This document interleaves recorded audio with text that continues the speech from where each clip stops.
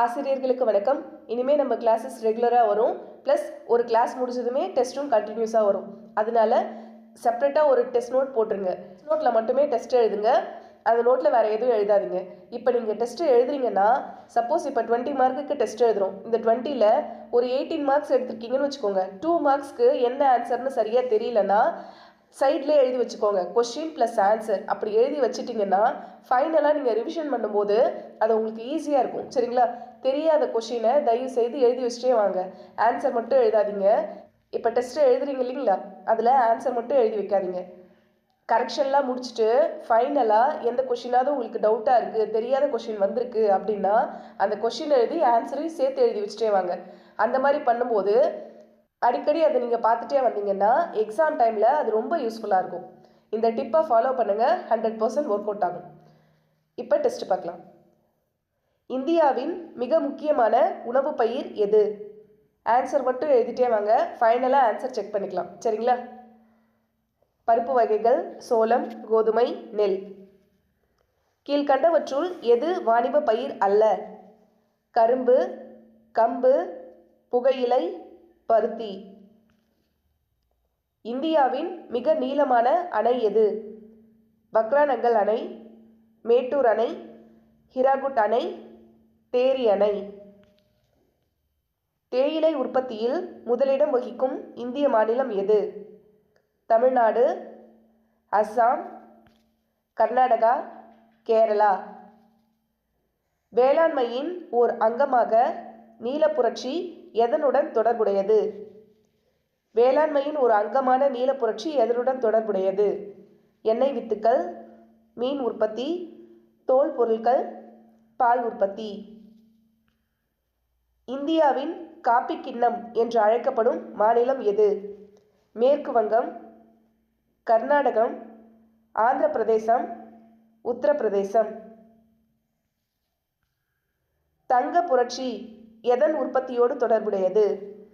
பழங்கள் மற்றும் தேன், முட்டை, உருளைக்கிழங்கு, சணல்.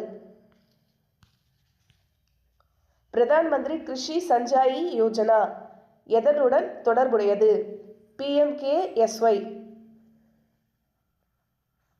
நுண்ணீர் பாசனம், விவசாயிகளுக்கு கடன், உர மானியம், விதை விநியோகம். காரிப் பருவ பயிர்கள் எப்போது பயிரிடப்படுகின்றன? அக்டோபர் மார்ச், ஏப்ரல் ஜூன், ஜனவரி மார்ச், ஜூன் செப்டம்பர்.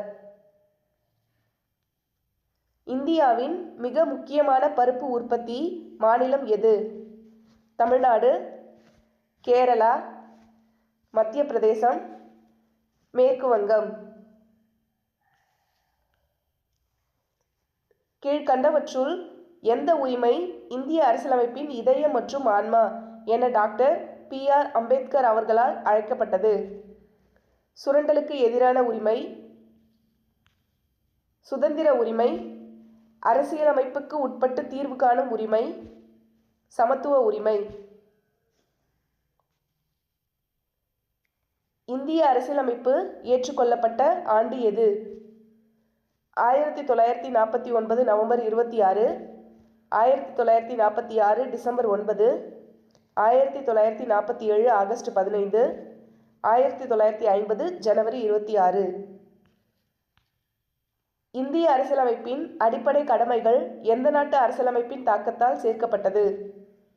முன்னாள் Soviet union, Britain, Ireland, America. அரசியலமைப்பின் எந்த பிரிவு குறு அரசியலமைப்பு என்று அழைக்கப்படுகிறது? 44வது சட்ட திருத்தம், 1வது சட்ட திருத்தம், 42வது சட்ட திருத்தம், 61வது சட்ட திருத்தம். மத்திய மாநில உறவுகளை பற்றி ஆராய தமிழக அரசால் அமைக்கப்பட்ட குழு எது?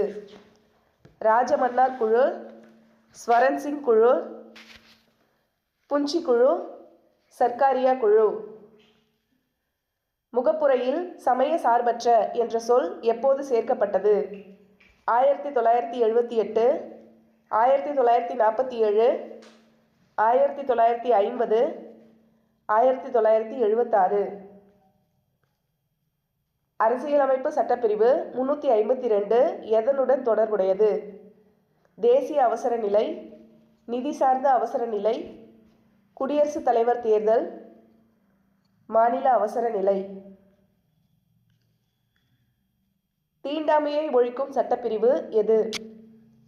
சட்டப்பிரிவு 17, சட்டப்பிரிவு 15, சட்டப்பிரிவு 16, சட்டப்பிரிவு 14. மொழிகள் பற்றி குறிப்பிடும் 8வது அட்டவணையில் ஆரம்பத்தில் எத்தனை மொழிகள் அங்கீகரிக்கப்பட்டன? 18, 15, 14, 22. முகப்புரையை அரசியலமைப்பின் திறவுகோல் என்று அழைத்தவர் யார்? Ernest Parker, Thakurdas Bhargava, Jawaharlal Nehru, KM Munshi.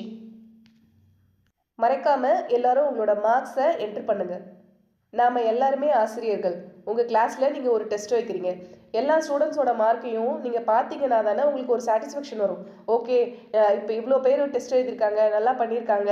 நல்லா பண்ணலன்னா இன்னும் நம்ம ஒரு வேளை ஷார்ட்கட் சொல்கிறது அவங்களுக்கு புரியலையோ, இன்னும் நம்ம எஃபெக்ட் பண்ணணுமோ அப்படின்ற மாதிரிலாம் நமக்கு பர்சனலாக தோணும்ல.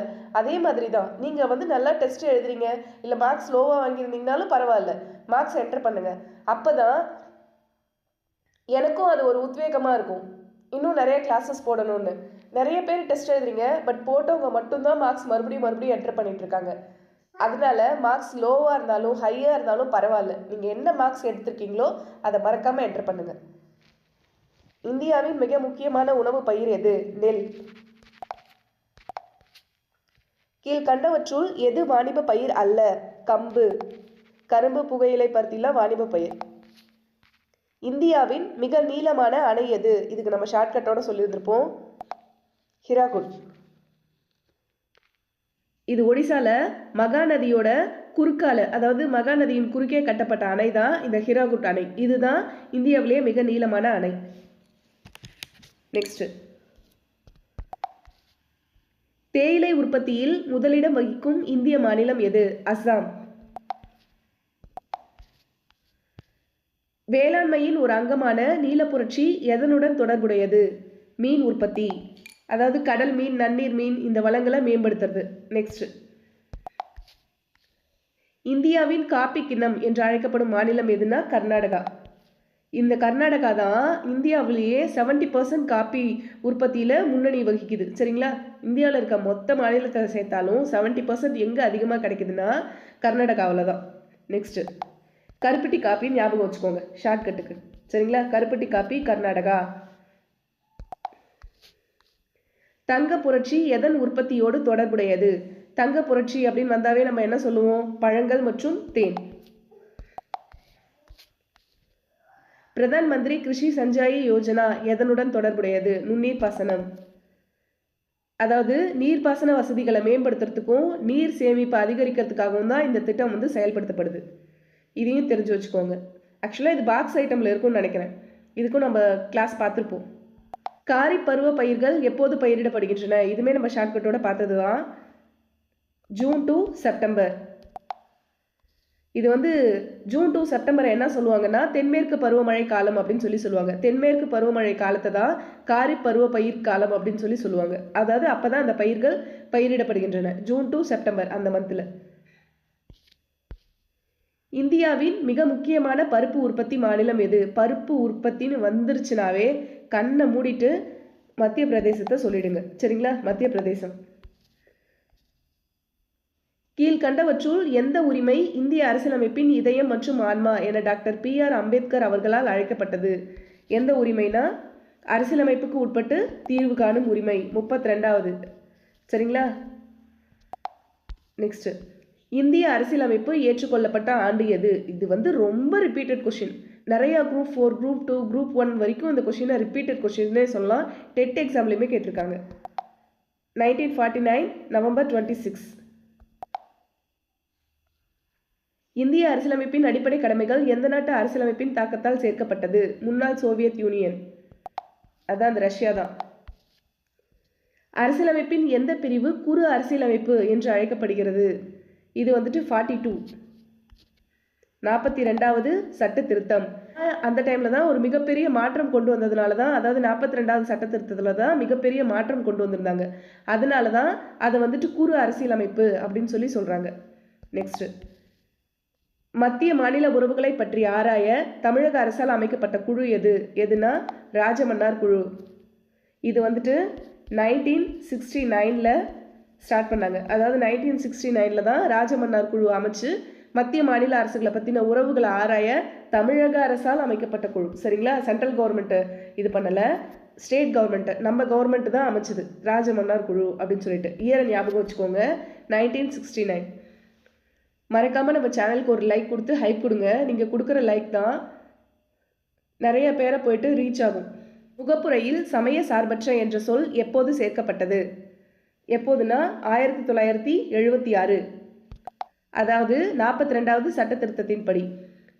1976 42வது சட்ட திருத்தத்தின்படி தான் சமதர்ம சமய சார்பற்ற ஒருமைப்பாடு இந்த 3 சொல்லையுமே அப்போ தான் சேர்த்தாங்க. எங்கள் முகப்புரையில் சமய சார்பற்ற அப்படின்றது மட்டும் ஜாயின் பண்ண கிடையாது. சமதர்ம சமய சார்பின்மை, அதாவது சமய சார்பின்மையை தான் சமய சார்பற்றன்னு சொல்லி சொல்கிறாங்க. அப்புறம் ஒருமைப்பாடு, இந்த சொற்கள்லாம் அப்போ தான் சேர்த்தாங்க 1976ல் 42வது சட்ட திருத்தத்தின்படி. அரசியலமைப்பு சட்டப்பிரிவு 352 எதனுடன் தொடர்புடையது? எதனுடனா தேசிய அவசர நிலை. தீண்டாமையை ஒழிக்கும் சட்டப்பிரிவு 17. மொழிகள் பற்றி குறிப்பிடும் 8வது அட்டவணையில் ஆரம்பத்தில் எத்தனை மொழிகள் அங்கீகரிக்கப்பட்டன? ஸ்டார்டிங்கில் எத்தனை மொழிகள் இருந்துச்சுன்னா 14. அப்போ இப்போ எத்தனை மொழிகள் இருக்குன்னு தெரிஞ்ச கமெண்ட்டில் சொல்லுங்கள், மறக்காமல் சொல்லுங்கள். முகப்புரையை அரசியலமைப்பின் திறவுகோல் என்று அழைத்தவர் யார்? NH Parker. இப்போ 10th இந்திய அரசியலமைப்பு புக்கில் இருந்து 10 கொஷின்ஸ் தான் இதில் வந்திருக்கு. மீதி 10 வந்து இந்திய வேளாண்மையிலேருந்து வந்திருந்தது. சரிங்களா? இன்னும் நீங்கள் இந்திய அரசியலமைப்பு பற்றி டெஸ்ட் எழுதலாம் அப்படின்னு உங்களுக்கு ஆர்வம் இருந்துச்சுன்னா, ஆல்ரெடி நம்ம ஒரு டெஸ்ட் வச்சுருக்கோம் பிஇஓக்கு. அதே 10th சோஷியலில் இந்திய அரசியலமைப்பு அந்த பாடத்தில் மட்டும். சரிங்களா? அதில் சில கொஷின்ஸ் இருக்குது. உங்களுக்கு ஆர்வம் இருந்துச்சுன்னா, விருப்பம் இருந்ததுன்னா நீங்கள் அந்த டெஸ்ட்டையும் அட்டன் பண்ணி பாருங்கள். ஜஸ்ட் ஒரு கிளாஸ் அட்டன் பண்ணி பாருங்கள், எவ்வளோ மார்க்ஸ் வருதுன்னு உங்களுக்கு தெரியும். சரிங்களா? மறக்காமல் இந்த வீடியோ உங்கள் ஃப்ரெண்ட்ஸ்க்கும் ஷேர் பண்ணுங்கள். நல்லதே செய்வோம், நல்லதே நடக்கும். நன்றி.